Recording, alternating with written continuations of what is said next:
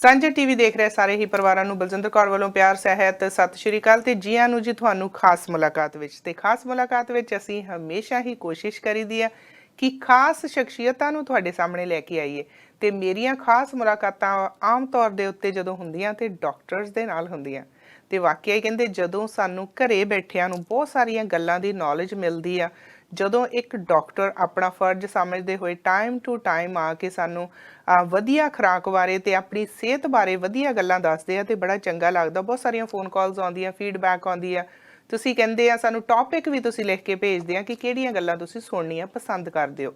ਤੇ ਬਿਲਕੁਲ ਜੀ ਅੱਜ ਫਿਰ ਸਾਡੇ ਸਟੂਡੀਓ 'ਚ ਖਾਸ ਤੌਰ ਤੇ ਪਹੁੰਚੇ ਹੋਏ ਨੇ ਡਾਕਟਰ ਗੁਰਪ੍ਰੀਤ ਸਿੰਘ ਮਾਂਗਟ, ਜਿਨ੍ਹਾਂ ਨੂੰ ਤੁਸੀਂ ਡਾਕਟਰ ਗੈਰੀ ਮਾਂਗਟ ਦੇ ਨਾਂ ਨਾਲ ਜਾਣਦੇ ਹੋ। ਸੋ ਅਸੀਂ ਇਹਨਾਂ ਨੂੰ ਜੀ ਆਇਆਂ ਕਹਿੰਦੇ ਆ ਤੇ ਅੱਜ ਖਾਸ ਗੱਲਬਾਤ ਹੋਵੇਗੀ ਜਿਸ ਦੇ ਵਿੱਚ ਅਸੀਂ ਸਟ੍ਰੈਸ ਤੇ ਭਾਰ ਦੇ ਉੱਤੇ ਗੱਲਬਾਤ ਕਰਾਂਗੇ। ਸੋ ਸਟ੍ਰੈਸ ਕੀ ਹੁੰਦੀ ਆ ਤੇ ਭਾਰ ਕਿਵੇਂ ਵੱਧਦਾ ਆ, ਕਿਵੇਂ ਘਟਦਾ ਆ, ਕਿਵੇਂ ਇਹਨੂੰ ਮੇਨਟੇਨ ਅਸੀਂ ਰੱਖਣਾ। ਸੋ ਬਹੁਤ ਸਾਰੀਆਂ ਗੱਲਾਂ ਆ, ਇੱਕ ਮਿੰਟ ਲਈ ਵੀ ਪਾਸੇ ਨਹੀਂ ਹੋਣਾ ਤੁਸੀਂ ਟੀਵੀ ਤੋਂ। ਸੋ ਆਓ ਪਹਿਲਾਂ ਅਸੀਂ ਇਹਨਾਂ ਨੂੰ ਜੀ ਆਇਆਂ ਕਹਿੰਦੇ ਆ। ਸੋ ਡਾਕਟਰ ਗੈਰੀ ਜੀ ਸਤਿ ਸ਼੍ਰੀ ਅਕਾਲ ਜੀ, ਜੀ ਆਇਆਂ ਨੂੰ ਤੁਹਾਨੂੰ। ਸਤਿ ਸ਼੍ਰੀ ਅਕਾਲ ਜੀ, ਬਹੁਤ ਮਿਹਰਬਾਨੀ ਤੁਹਾਡੀ ਵੀ, ਸਾਰੇ ਸਰੋਤਿਆਂ ਦੀ ਵੀ ਜੀ। ਸੋ ਬਹੁਤ ਸਾਰੀ ਸਾਨੂੰ ਫੀਡਬੈਕ ਆ ਰਹੀ ਹੈ, ਲੋਕੀ ਬੜਾ ਪਸੰਦ ਕਰ ਰਹੇ ਹੈਗੇ ਆ ਤੇ ਬੜਾ ਚੰਗਾ ਲੱਗਦਾ ਜਦੋਂ ਉਹਨਾਂ ਦੇ ਸਵਾਲਾਂ ਦੇ ਜਵਾਬ ਤੁਸੀਂ ਦਿੰਦੇ ਹੋ ਔਰ ਤੁਹਾਨੂੰ ਵੀ ਲੋਕੀ ਫੋਨ ਕਰਦੇ ਹੋਣਗੇ, ਤੁਹਾਡੇ ਤੋਂ ਸਿੱਧੇ ਸਵਾਲ ਵੀ ਪੁੱਛਦੇ ਹੋਣਗੇ। ਪਰ ਸਾਡੇ ਟੀਵੀ ਮਾਧਿਅਮ ਰਾਹੀਂ ਬਹੁਤ ਸਾਰੀਆਂ ਈਮੇਲਸ ਆਉਂਦੀਆਂ, ਫੀਡਬੈਕ ਆਉਂਦੀ ਆ ਤੇ ਉਹ ਸਾਨੂੰ ਦੱਸਦੇ ਆ ਕਿ ਅਗਲੀ ਵਾਰ ਤੁਸੀਂ ਕੀ ਪੁੱਛਿਓ। ਸੋ ਇਸ ਵਾਰ ਸਾਨੂੰ ਬਹੁਤ ਸਾਰੇ ਲੋਕਾਂ ਨੇ ਇਹ ਪੁੱਛਿਆ ਕਿ ਸਟ੍ਰੈਸ ਕੀ ਆ ਤੇ ਸਟ੍ਰੈਸ ਦੇ ਨਾਲ ਕਿਹੜੀਆਂ ਬਿਮਾਰੀਆਂ ਹੁੰਦੀਆਂ ਤੇ ਆਪ ਹੀ ਕਈ ਲੋਕਾਂ ਨੇ ਇਸ ਗੱਲ ਦਾ ਜਵਾਬ ਵੀ ਦਿੱਤਾ ਸੀ ਵੀ ਸਟ੍ਰੈਸ ਦੇ ਨਾਲ ਭਾਰ ਬਹੁਤ ਵੱਧਦਾ ਆ ਤੇ ਕਈਆਂ ਦਾ ਸਟ੍ਰੈਸ ਦੇ ਨਾਲ ਭਾਰ ਘਟਦਾ ਆ। ਸੋ ਪਹਿਲਾਂ ਤਾਂ ਸਾਨੂੰ ਥੋੜਾ ਜਿਹਾ ਸਟ੍ਰੈਸ ਬਾਰੇ ਦੱਸੋ, ਉਸ ਤੋਂ ਬਾਅਦ ਅਸੀਂ ਜ਼ਿਆਦਾ ਗੱਲਬਾਤ ਭਾਰ ਤੇ ਕਰਾਂਗੇ। ਹਾਂਜੀ ਬਲਜਿੰਦਰ ਜੀ, ਬਹੁਤ ਹੀ ਸੋਹਣਾ ਸਵਾਲ ਹੈਗਾ। ਬਹੁਤ ਲੋਕਾਂ ਨੂੰ ਸ਼ਿਕਾਇਤ ਵੀ ਹੈ ਇਹਦੀ। ਸਟ੍ਰੈਸ ਨੂੰ ਜੇ ਆਪਾਂ ਇਹਨੂੰ ਡਿਫਾਈਨ ਕਰਨਾ ਹੋਵੇ ਤਾਂ ਔਖਾ ਜੀ, ਪਰ ਸਟ੍ਰੈਸ ਇੱਕ ਮਾਨਸਿਕ ਅਵਸਥਾ ਜਦੋਂ ਉਹ ਆਪਣੇ ਆਪ ਨੂੰ ਆਪਾਂ ਸੈਲਫ ਲੈਵਲ ਨਹੀਂ ਕਰ ਸਕਦੇ ਮਾਨਸਿਕ ਤੌਰ ਤੇ ਤਾਂ ਸਟ੍ਰੈਸ ਬਣ ਜਾਂਦਾ। ਉਹਦੇ ਕਾਰਨ ਕਈ ਹੋ ਜਾਂਦੇ ਨੇ, ਕੋਈ ਬਿਮਾਰੀ ਕਿਸੇ ਕਿਸਮ ਦੀ ਜਾਂ ਕੋਈ ਕਿਸੇ ਕਿਸਮ ਦਾ ਗਮ ਜਾਂ ਕਿਸੇ ਕਿਸਮ ਦੀ ਸਮੱਸਿਆ, ਕੋਈ ਨਾ ਕੋਈ ਜਾਂ ਫਾਈਨੈਂਸ਼ੀਅਲ ਜਾਂ ਫਿਜ਼ੀਕਲ ਜਾਂ ਮੈਂਟਲ ਜਾਂ ਬੱਚਿਆਂ ਵੱਲੋਂ ਜਾਂ ਬੌਸ ਵੱਲੋਂ ਜਾਂ ਕੰਮ ਵੱਲੋਂ ਕੋਈ ਵੀ ਚੀਜ਼ ਸਾਨੂੰ ਪਹਿਲਾਂ ਤਾਂ ਸੋਚਣ ਲਈ ਮਜਬੂਰ ਕਰ ਦਿੰਦੀ ਆ, ਜਿਹੜਾ ਕਿ ਅਸੀਂ ਓਵਰਥਿੰਕ ਕਰਨਾ ਸ਼ੁਰੂ ਕਰ ਦਿੰਦੇ ਹਾਂ ਜੀ। ਹੁਣ ਜੇ ਆਪਾਂ ਉਹਨੂੰ ਧਿਆਨ ਨਾਲ ਦੇਖੀਏ ਵੀ ਜਿੰਨੀ ਕਿਸਮ ਦਾ ਆਪਾਂ ਸਟ੍ਰੈਸ ਗਿਣਦੇ ਹਾਂ, ਮੈਂ ਕਈ ਵਾਰੀ ਤੁਹਾਨੂੰ ਇੱਕ ਕੋਟ ਦਿੰਦਾ ਵੀ ਇੱਕ ਬਹੁਤ ਸਿਆਣਾ ਅਮਰੀਕਨ ਹੋਇਆ, ਦੁਨੀਆ ਉਹਨੂੰ ਜਾਣਦੀ ਆ, ਡੇਲ ਕਾਰਨੇਗੀ।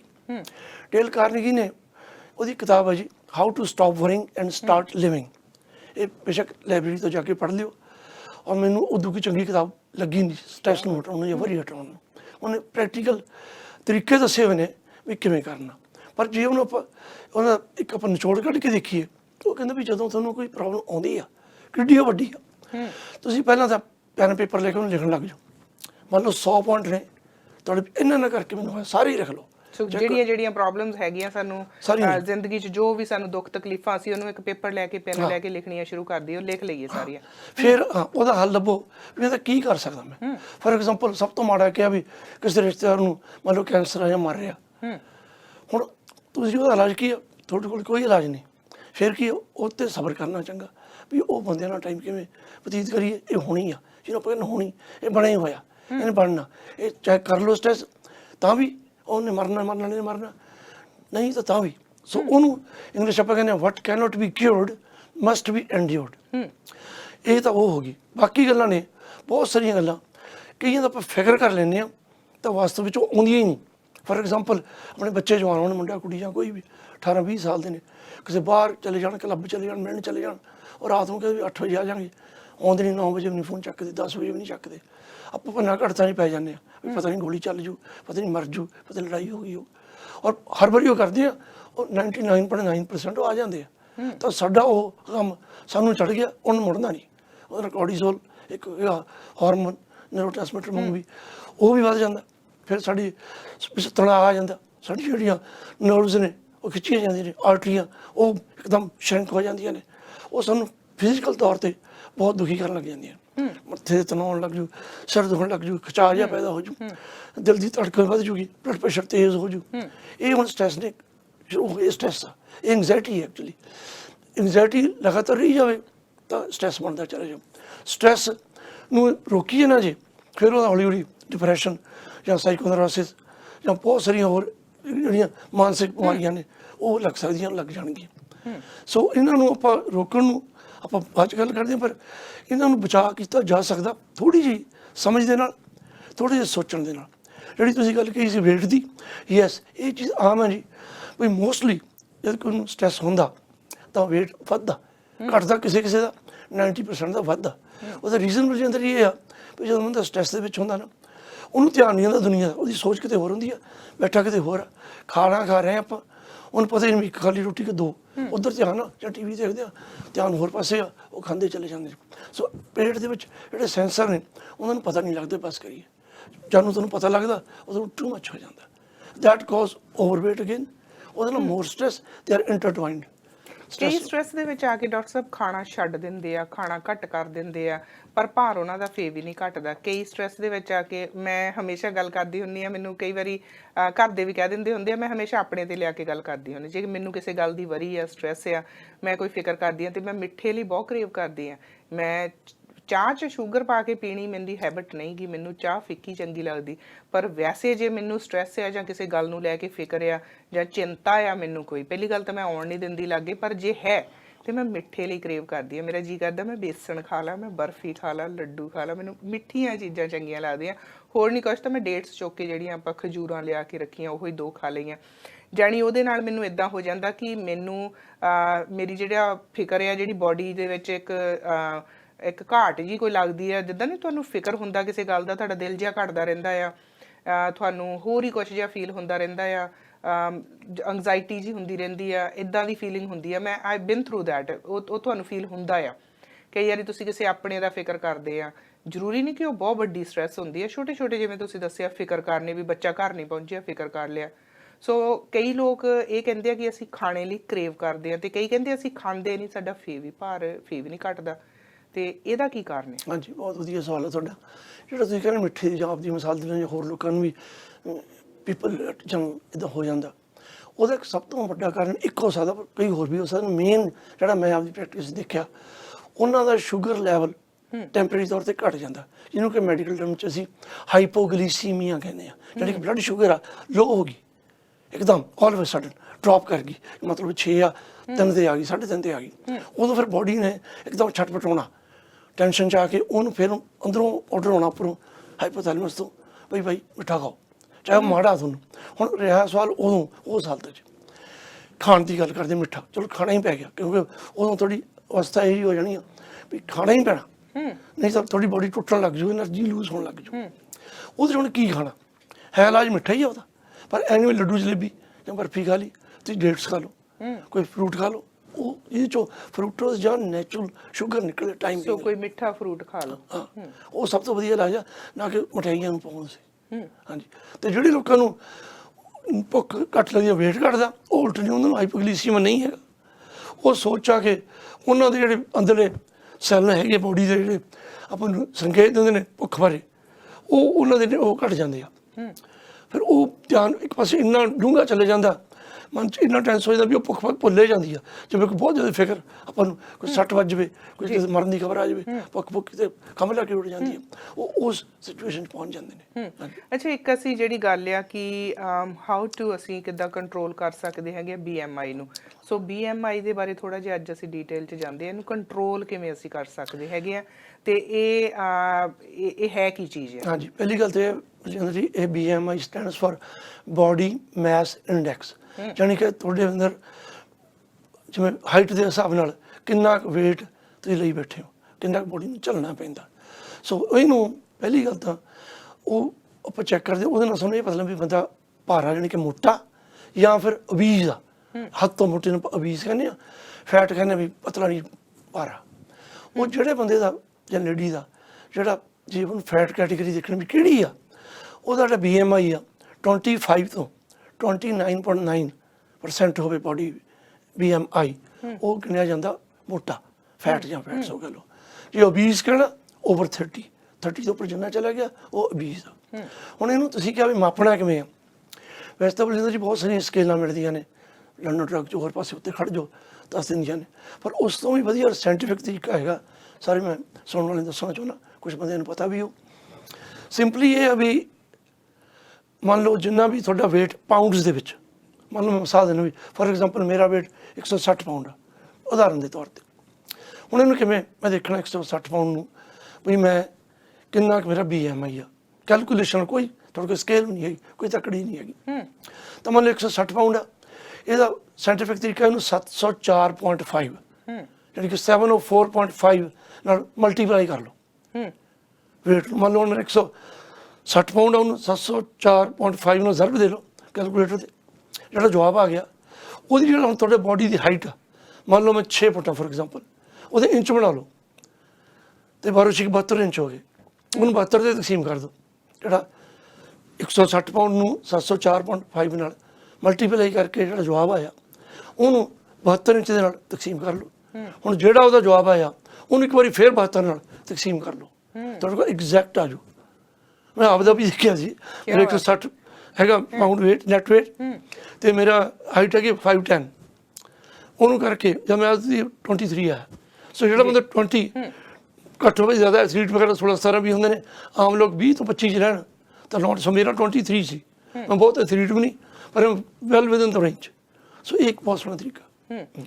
ਤੇ ਹੁਣ ਅਸੀਂ ਜਦੋਂ ਗੱਲ ਕਰਦੇ ਹੈਗੇ ਆ ਕਿ ਹਾਊ ਟੂ ਲੂਜ਼ weight, ਬਹੁਤ ਸਾਰੀਆਂ ਡਾਈਟਸ ਆ ਮਾਰਕੀਟ ਦੇ ਵਿੱਚ, ਬਹੁਤ ਕੁਛ ਆ। ਪਿੱਛੇ ਜੇ 2 ਸਾਲ ਪਹਿਲਾਂ, ਮੈਂ ਪਹਿਲਾਂ ਵੀ ਗੱਲ ਕੀਤੀ ਸੀ ਆਪਣੇ ਤੋਂ, 2 ਸਾਲ ਪਹਿਲਾਂ ਮੈਂ ਇੱਕ ਡਾਈਟ, ਮੈਂ ਨਾਂ ਨਹੀਂ ਖੈਰ ਲਵਾਂਗੀ, ਮੈਂ ਇੱਕ ਡਾਈਟ ਟਰਾਈ ਕੀਤੀ ਸੀਗੀ ਵਿਚ ਇਜ਼ ਲਾਈਕ ਗੁੱਡ ਸੀ ਕਿ ਉਹ ਮੈਨੂੰ ਜੋਖ ਕੇ ਖਾਣ ਪੀਣ ਦੱਸਦੇ ਸੀ ਵੀ ਕਿਵੇਂ ਖਾਣਾ।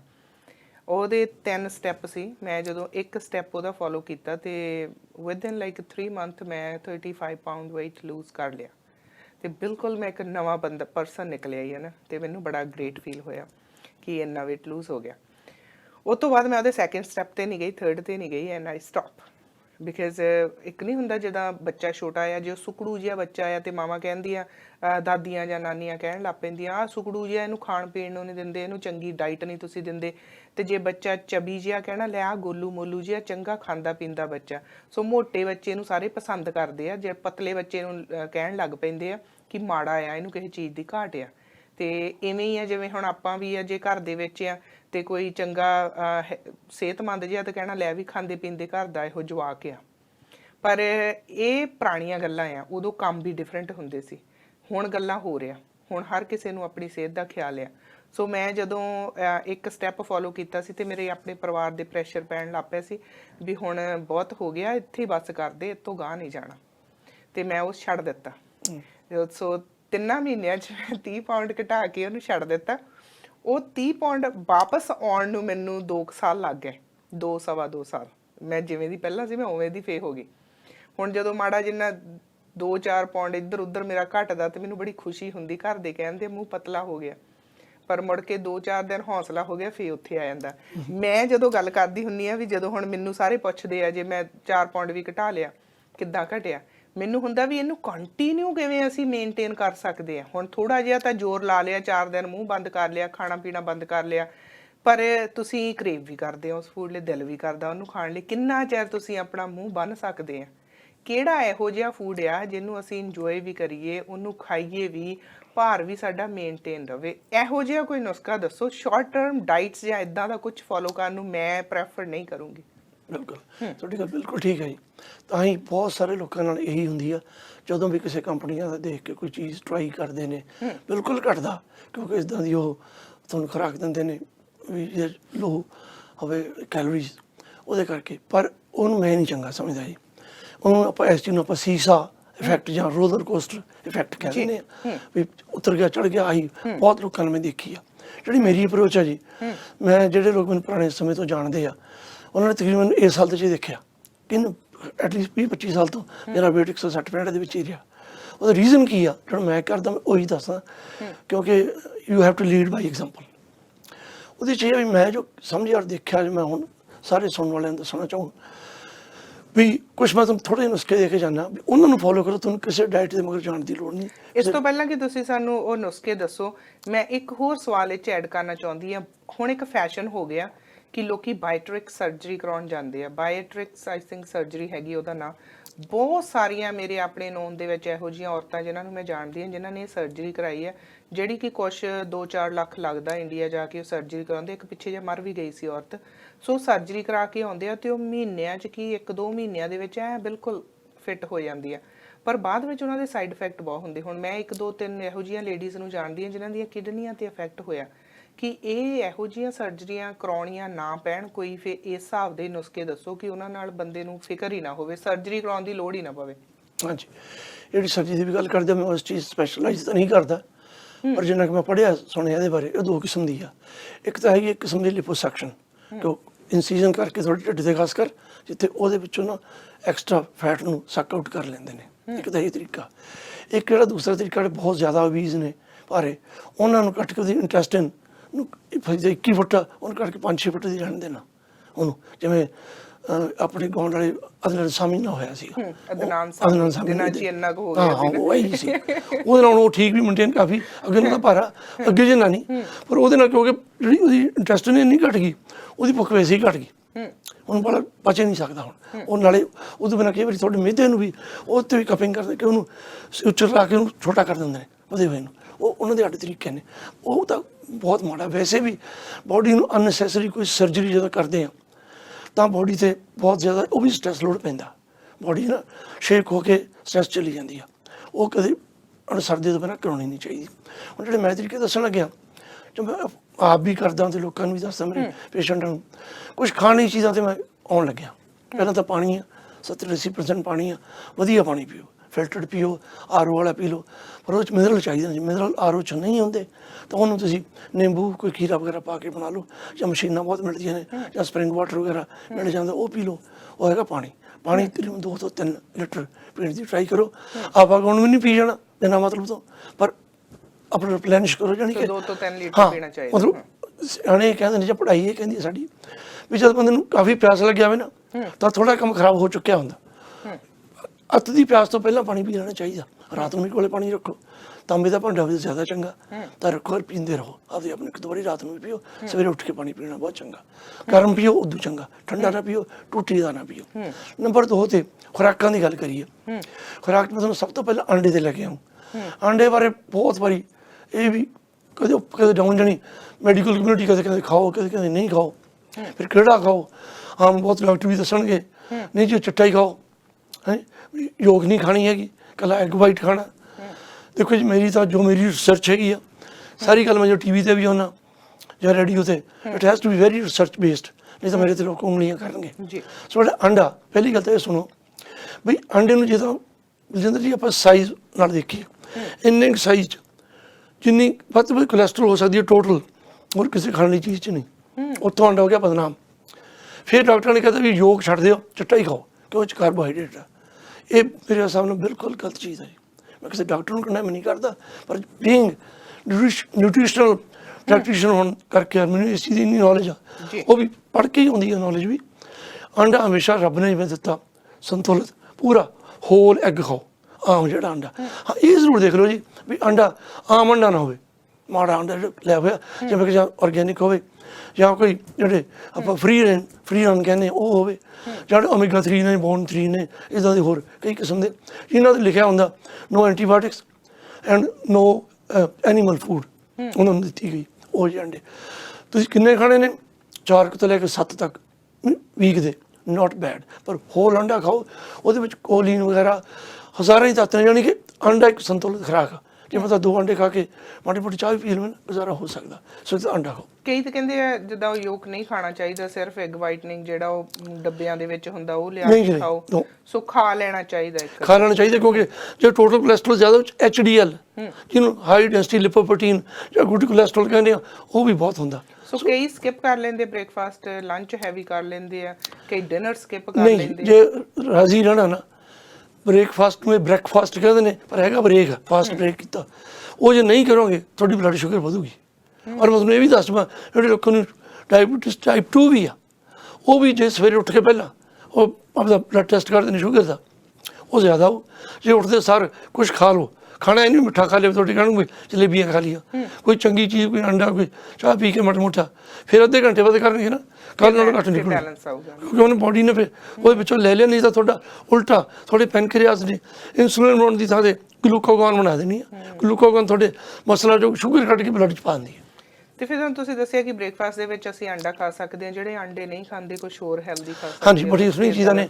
ਫੋਰ ਐਗਜ਼ਾਮਪਲ ਜਿਹੜੇ ਆਪਾਂ ਆਰਗੈਨਿਕ ਸਟੀਲ ਕੱਟ ਓਟਸ ਕਹਿੰਦੇ ਨੇ, ਆਰਗੈਨਿਕ ਵੀ ਹੋਣ ਸਟੀਲ ਕੱਟ ਹੋਣ, ਉਹਨਾਂ ਨੂੰ ਵਲ ਕੇ ਖਾਣਾ ਬਹੁਤ ਚੰਗਾ, ਕਿਉਂਕਿ ਉਹਦੇ ਵਿੱਚ ਲਿਕੁਇਡ ਫਾਈਬਰ ਵੀ ਹੁੰਦਾ, ਉਹ 'ਚ ਪ੍ਰੋਟੀਨ ਵੀ ਹੁੰਦੇ ਨੇ, ਤੇ ਉਹ ਤੁਹਾਨੂੰ ਢਿੱਡ ਵੀ ਭਰ ਦਿੰਦੇ ਜਲਦੀ, ਫਾਈਬਰ ਵੀ ਬਹੁਤ ਜ਼ਿਆਦਾ ਹੁੰਦਾ ਜੀ। ਹਾਂਜੀ। ਤੇ ਫਿਰ ਹੁਣ ਤੁਸੀਂ ਦੱਸਿਆ ਕਿ ਖਾਣਾ ਸਾਨੂੰ ਖਾਣਾ ਚਾਹੀਦਾ, ਅੰਡਾ ਵੀ ਖਾ ਲੈਣਾ ਚਾਹੀਦਾ ਹੈਗਾ, ਤੇ ਭਾਰ ਮੇਨਟੇਨ ਕਿਵੇਂ ਕਰਨਾ? ਹੁਣ ਤੁਸੀਂ ਦੱਸਿਆ ਕਿ ਤੁਸੀਂ ਇੱਕ ਐਗਜ਼ਾਮਪਲ ਹੋ ਤੁਸੀਂ, ਤੇ ਮੈਂ ਤੁਹਾਨੂੰ ਪਹਿਲਾਂ ਹੀ ਦੱਸਿਆ ਸੀ ਕਿ ਜੇ ਮੈਂ ਆਪਣੀ ਗੱਲ ਕਰਾਂ, ਮੈਂ ਥੋੜਾ ਕੁ ਟਾਈਮ ਜ਼ੋਰ ਲਾਉਂਦੀ ਹੁੰਦੀ ਹਾਂ, 2 ਮਹੀਨੇ ਮੈਂ ਆਪਣੇ ਆਪ ਨੂੰ ਜਾਣੀ ਫੋਰਸ ਕਰਕੇ ਤੇ ਮੈਂ ਘਟਾ ਵੀ ਲੈਂਦੀ ਆ, ਤੇ ਪਰ ਮੈਂ ਫਿਰ ਉੱਥੇ ਆ ਜਾਂਦੀ ਆ। ਕਾਫੀ ਸਾਲ ਹੋ ਗਏ ਮੈਂ ਐਵੇਂ ਦੀ ਆ, ਥੋੜਾ ਕੁ ਘਟ ਗਿਆ, ਥੋੜਾ ਕੁ ਵੱਧ ਗਿਆ, ਇਦਾਂ ਹੀ ਰਹਿੰਦਾ ਆ, ਬੈਲੈਂਸ ਹੋ ਜਾਂਦਾ, ਅਨਬੈਲੈਂਸ ਹੋ ਜਾਂਦਾ।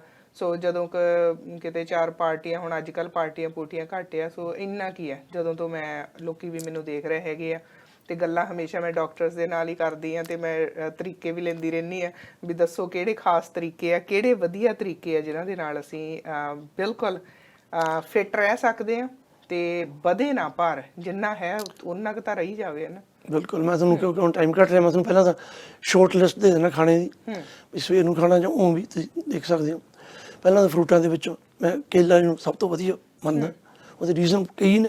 ਇੱਕ ਤਾਂ ਕੇਲਾ ਵਿੱਚ ਫਾਈਬਰ ਬਹੁਤ ਆ, ਫਿਲਿੰਗ ਵੀ ਬਹੁਤ ਆ, ਉਹ 'ਚ ਪ੍ਰੋਟੀਨ ਵੀ ਹੈਗੇ ਨੇ, ਉਹਦੇ 'ਚ ਕਾਰਬ ਵੀ ਗੁੱਡ ਹੈਗੇ ਨੇ, ਉਹ 'ਚ ਸ਼ੂਗਰ ਵੀ ਗੁੱਡ ਅਮਾਊਂਟ 'ਚ ਹੈਗੀ ਜਿਹੜੀ ਚਾਹੀਦੀ ਆ। ਉਸ ਤੋਂ ਬਾਅਦ ਪੋਟਾਸੀਅਮ ਬਹੁਤ ਆ, ਪੋਟਾਸੀਅਮ ਖਾਣ ਨਾਲ ਬਾਡੀ ਆਪਣਾ ਜਿਹੜਾ ਹਾਰਟ ਠੀਕ ਰਹਿੰਦਾ, ਬਲੱਡ ਪ੍ਰੈਸ਼ਰ ਘਟਦਾ। ਸੋ ਇੱਕ ਬੜੀ ਵਧੀਆ ਖੁਰਾਕ ਹੈ, ਪਰ ਖਾਵੋ ਆਰਗੈਨਿਕ। ਦੂਜੇ ਨੂੰ ਫਿਊਮੀਗੇਟ ਕੀਤੇ ਨੂੰ ਨਾ ਖਾਓ ਤਾਂ ਚੰਗਾ। ਉਸ ਤੋਂ ਬਾਅਦ ਬੇਰੀਜ਼ ਵਗੈਰਾ ਆ ਜਾਂਦੀਆਂ, ਜੋ ਬਲੂਬੇਰੀਜ਼ ਨੇ, ਸਟ੍ਰਾਬੇਰੀਜ਼ ਨੇ, ਰੈਸਬੇਰੀਜ਼ ਨੇ। ਬਲੂਬੇਰੀ ਨੰਬਰ 1 'ਤੇ ਹੀ ਆਉਂਦੀ ਆ, ਉਹ ਵੀ ਜੇ ਆਰਗੈਨਿਕ ਹੋਵੇ, ਉਹਦੇ 'ਚ ਬਹੁਤ ਸਾਰੇ ਵਾਈਟਮਿਨਸ, ਐਂਟੀਆਕਸੀਡੈਂਟਸ, ਐਂਟੀਆਕਸੀਡੈਂਟਸ, ਬਾਇਓਫਲੇਵੋਨਾਇਡਸ ਔਰ ਮਿਨਰਲਸ ਹੁੰਦੇ ਆ, ਉਹ ਵੀ ਬਹੁਤ ਜ਼ਰੂਰੀ ਖਾਣੀਆਂ, ਖਾਂਦੇ ਰਹੋ। ਜੇ ਖਾਣ ਪੀਣ 'ਚੋਂ ਮੀਟ ਵਗੈਰਾ ਦੀ ਗੱਲ ਕਰੀਏ, ਲੀਨ ਮੀਟਸ ਜਾਂ ਲੀਨ ਕੋਈ ਬੀਫ ਜਾਂ ਫਿਸ਼, ਖਾਸ ਕਰ ਫਿਸ਼ ਆ ਜਿਹੜੀ, ਜਿਵੇਂ ਆਪਣੀ ਮੈਕਰਲ ਹੋ ਗਈ, ਟਿਊਨਾ ਹੋ ਗਈ, ਸੈਮਨ ਹੋ ਗਈ, ਕੌਡ ਹੋ ਗਈ, ਇਹਨਾਂ ਵਿੱਚ ਇੱਕ ਤਾਂ ਫੈਟੀ ਐਸਿਡ ਬਹੁਤ ਨੇ, ਇੱਕ ਇਹਨਾਂ ਵਿੱਚ ਓਮੇਗਾ 3 ਬਹੁਤ ਨੇ।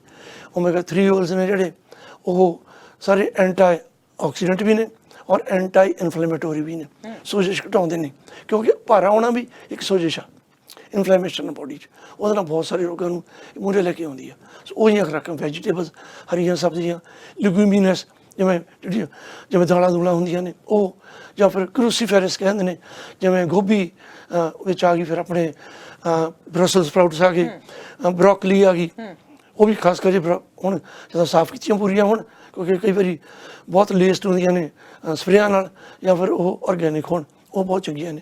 ਉਸ ਤੋਂ ਬਿਨਾਂ ਦੁੱਧ ਜਾਂ ਤਾਂ ਪੀਓ ਹੀ ਨਾ, ਜਾਂ ਫਿਰ ਥੋੜ੍ਹਾ ਬਹੁਤਾ ਪੀਣਾ ਤਾਂ ਹੋਲ ਮਿਲਕ ਪੀਓ। ਹੋਲ ਮਿਲਕ ਨੂੰ ਗੂਗਲ ਕਰ ਲਿਓ, ਉਹ ਹੋਮੋਜਨਾਈਜ਼ ਨਹੀਂ ਹੁੰਦਾ, ਜਿਵੇਂ ਕਿ ਕਈ ਕੰਪਨੀਆਂ ਐਵਲੋਨ ਵਗੈਰਾ ਦਾ ਮਿਲਦਾ, ਜਾਂ ਕੋਈ ਹੋਰ, ਉਹ ਜਿਹਾ ਪੀ ਥੋੜ੍ਹੇ ਤੋਂ ਥੋੜ੍ਹਾ, ਘੱਟ ਤੋਂ ਘੱਟ। ਪਰ ਦਹੀਂ, ਲੱਸੀ ਜਾਂ ਕੀਫਰ, ਉਹ ਵੀ ਬਹੁਤ ਚੰਗਾ ਪੀਣ ਨੂੰ।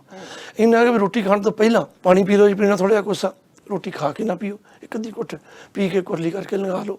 ਖਾਣਾ ਸੰਤੁਲਿਤ ਖਾਓ, ਘਰ ਦਾ ਖਾਓ, ਇਹਦੇ ਵਿੱਚ ਮਿਕਸਡ ਹੋਵੇ, ਜਿਵੇਂ ਦਾਲ ਆ, ਦਾਲ ਨਾਲ ਕੋਈ ਸਵੇਰ ਦੁਪਹਿਰ ਨੂੰ ਕੋਈ ਦਹੀਂ ਹੋਵੇ, ਰੋਟੀ ਨਾ ਹੀ ਖਾਓ। ਆਟਾ ਜਿਹੜੀ ਵੀਟ ਆ, ਉਹ ਜੇ ਨਾ ਖਾ ਸਕੋ ਜੀ, ਸਭ ਤੋਂ ਚੰਗਾ, ਕਿਉਂਕਿ ਉਹ 'ਚ ਗਲੂਟਨ ਕਿਸੇ ਵੀ ਬੰਦੇ ਨੂੰ ਠੀਕ ਨਹੀਂ, ਜਿਹੜੇ ਕਹਿੰਦੇ ਸਾਨੂੰ ਠੀਕ ਖਾ ਸਕਦੇ, ਹਾਂਜੀ ਗਲੂਟਨ ਫ੍ਰੀ ਖਾ ਸਕਦੇ, ਗਲੂਟਨ ਫ੍ਰੀ ਖਾ ਸਕਦੇ। ਜਿਵੇਂ ਹੁਣ ਕੋਈ ਵੀ ਚੀਜ਼ਾਂ 'ਚ ਗਲੂਟਨ ਕੱਢਿਆ ਹੁੰਦਾ, ਉਹ ਉਹਦੇ ਅੰਦਰ ਹੀ ਸਵਾਦ ਨਹੀਂ ਰਹਿੰਦੀਆਂ, ਉਹਦੇ ਉਲਟ ਖਾਓ ਹੀ ਉਹ ਜਿਹਨਾਂ 'ਚ ਹੈ ਹੀ ਨਹੀਂ।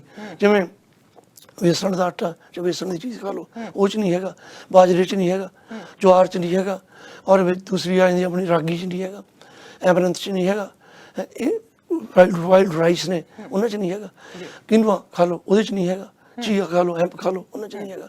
ਸੋ ਬਹੁਤ ਸਾਰੀਆਂ ਆਪਸ਼ਨਸ ਹੈਗੀਆਂ। ਸੋ ਬਹੁਤ ਵਧੀਆ ਜੀ, ਅਸੀਂ ਚਾਹਾਂਗੇ ਕਿ ਇਹਨੂੰ ਅਸੀਂ ਇੱਦਾਂ ਹੀ ਕੰਟੀਨਿਊ ਕਰਾਂਗੇ, ਤੇ ਅਗਲੀ ਵਾਰ ਅਸੀਂ ਥੋੜਾ ਜਿਹਾ ਇਹਦੇ ਤੇ ਹੋਰ ਡੀਪ ਤੇ ਚੱਲਾਂਗੇ, ਜਿਵੇਂ ਅਸੀਂ ਛੱਡਣਾ ਕਿਵੇਂ ਆ ਮਿੱਠਾ, ਬਹੁਤ ਸਾਰੀ ਡਾਈਟਸ ਹੈਗੀਆਂ, ਪਰ ਬਹੁਤ ਸਾਰੇ ਹੋਰ ਟਿਪਸ ਆ। ਸੋ ਇਹਦੇ ਲਈ ਤੁਹਾਨੂੰ ਇੱਕ ਵਾਰ ਫਿਰ ਅਸੀਂ ਸਟੂਡੀਓ 'ਚ ਜ਼ਰੂਰ ਬੁਲਾਵਾਂਗੇ ਕਿ ਇਹਨੂੰ ਹੀ ਅਸੀਂ ਕੰਟੀਨਿਊ ਜ਼ਰੂਰ ਕਰਾਂਗੇ। ਪਰ ਅੱਜ ਆਉਣ ਦੇ ਲਈ ਤੁਹਾਡਾ ਧੰਨਵਾਦ, ਬਹੁਤ ਵਧੀਆ ਕੰਮ ਦੀਆਂ ਗੱਲਾਂ ਤੁਸੀਂ ਦੱਸੀਆਂ। ਸੋ ਥੈਂਕ ਯੂ ਡਾਕਟਰ ਸਾਹਿਬ, ਤੁਹਾਡਾ ਸਾਨੂੰ ਸਮਾਂ ਦੇਣ ਦੇ ਲਈ। ਬਸ ਮੈਂ ਇੱਕ ਸੈਕਿੰਡ ਜਾਣ ਲੱਗਾ, ਇਹ ਦੱਸ ਵੀ ਇਹ ਚੀਜ਼ਾਂ ਜਿਹੜੀ ਆਪਾਂ ਗੱਲਾਂ ਕਰਦੇ ਆ, ਇਹ ਤਾਂ ਸਭ ਤੋਂ ਇੰਪੋਰਟੈਂਟ ਨੇ, ਕਿਉਂਕਿ ਇਹਦੇ ਨਾਲ ਤੁਸੀਂ ਆਪਣੇ ਆਪ ਦੇ ਡਾਕਟਰ ਬਣ ਜਾਂਦੇ ਹੋ, ਤੁਹਾਨੂੰ ਕਿਸੇ ਡਾਕਟਰ ਦੀ ਲੋੜ ਨਹੀਂ ਪੈਂਦੀ। ਮੇਰਾ ਰੋਲ ਵੀ ਕੁਲਜਿੰਦਰ ਜੀ, ਮੋਸਟਲੀ ਮੇਰੇ ਪੇਸ਼ੈਂਟ ਨਾਲ ਇੱਕ ਹੈਲਥ ਕੋਚ ਦਾ ਜ਼ਿਆਦਾ ਹੁੰਦਾ, ਵਾਰ ਕੇ ਨਾ, ਅਤੇ ਬਾਕੀ ਜਿਹੜੇ ਆਪਾਂ ਇਲਾਜ ਕਰਨੇ ਨੇ, ਬਹੁਤ ਸਾਰੇ ਲੋਕ, ਕੋਈ ਤਾਂ ਜਿਹੜਾ ਮੇਰੇ ਨਹੀਂ ਇਲਾਜ ਕਰਨ ਵਾਲਾ ਹੋ, ਮੈਂ ਰੈਫਰ ਵੀ ਕਰੂੰ ਕਿਸੇ ਹੋਰ ਡਾਕਟਰ ਜਾਂ ਸਪੈਸ਼ਲਿਸਟ ਕੋਲ ਜਾਓ। ਪਰ ਬਹੁਤ ਸਾਰੇ ਲੋਕ ਜਿਹੜੇ ਫੰਕਸ਼ਨਲ ਮੈਡੀਸਨ ਨਾਲ ਠੀਕ ਹੋ ਜਾਂਦੇ ਨੇ, ਹੋਮਿਓਪੈਥੀ ਨਾਲ, naturopathy, Ayurveda, urban medicine, massage, ਜਾਂ ਨਿਊਟ੍ਰੀਸ਼ਨ ਦੀਆਂ ਫੂਡ ਅਮੈਂਡਮੈਂਟਸ ਨਾਲ ਹੋ ਜਾਂਦੇ ਨੇ। ਔਰ ਮੈਂ ਆਪਦੀ ਪ੍ਰੈਕਟਿਸ ਦੇਖਿਆ ਵੀ 90% ਚਾਹੇ ਉਹ ਚਮੜੀ ਦੇ ਹੋਣ, ਐਲਰਜੀਆਂ ਹੋਣ, ਮੋਟਾਪਾ ਹੋਵੇ, ਮਾਈਗ੍ਰੇਨਸ ਹੋਣ, ਕੋਈ ਵੀ ਐਸਾ ਰੋਗ ਹੋਵੇ, ਦਮਾ ਹੋਵੇ, ਉਹ ਬਿਲਕੁਲ ਠੀਕ ਹੋ ਜਾਂਦੇ ਨੇ। ਡਾਇਬੀਟੀਜ਼ 2 ਤੱਕ ਵੀ ਬੜੀ ਹੁੰਦੀ ਆ ਔਰ 1 ਵੀ ਕਿਤੇ ਹੋ ਜਾਂਦੀ ਹੈ, ਡਿਪੈਂਡਿੰਗ ਔਨ ਦ ਸਰਕਮਸਟੈਂਸਸ। ਜੀ ਥੈਂਕ ਯੂ ਜੀ ਤੁਹਾਡਾ ਸਾਨੂੰ ਸਮਾਂ ਦੇਣ ਲਈ। ਸੋ ਅਗਲੀ ਵਾਰ ਫਿਰ ਅਸੀਂ ਡੀਪਲੀ ਇਸ ਤੇ ਉੱਤੇ ਜ਼ਰੂਰ ਗੱਲਬਾਤ ਕਰਾਂਗੇ। ਸੋ ਥੈਂਕ ਯੂ ਜੀ ਤੁਹਾਡਾ। ਸਤਿ ਸ਼੍ਰੀ ਅਕਾਲ ਜੀ। ਬਹੁਤ ਮਿਹਰਬਾਨੀ ਜੀ, ਸ਼ੁਕਰੀਆ ਇੱਕ ਵਾਰੀ ਸਾਰਿਆਂ ਨੂੰ। ਬਿਲਕੁਲ ਜੀ, ਇਹ ਸਨ ਮੇਰੇ ਨਾਲ ਡਾਕਟਰ ਗੁਰਪ੍ਰੀਤ ਸਿੰਘ ਮੰਗੜ, ਜਿਨ੍ਹਾਂ ਨੂੰ ਤੁਸੀਂ ਡਾਕਟਰ ਗੈਰੀ ਮੰਗੜ ਦੇ ਨਾਲ ਜਾਣਦੇ ਹੋ।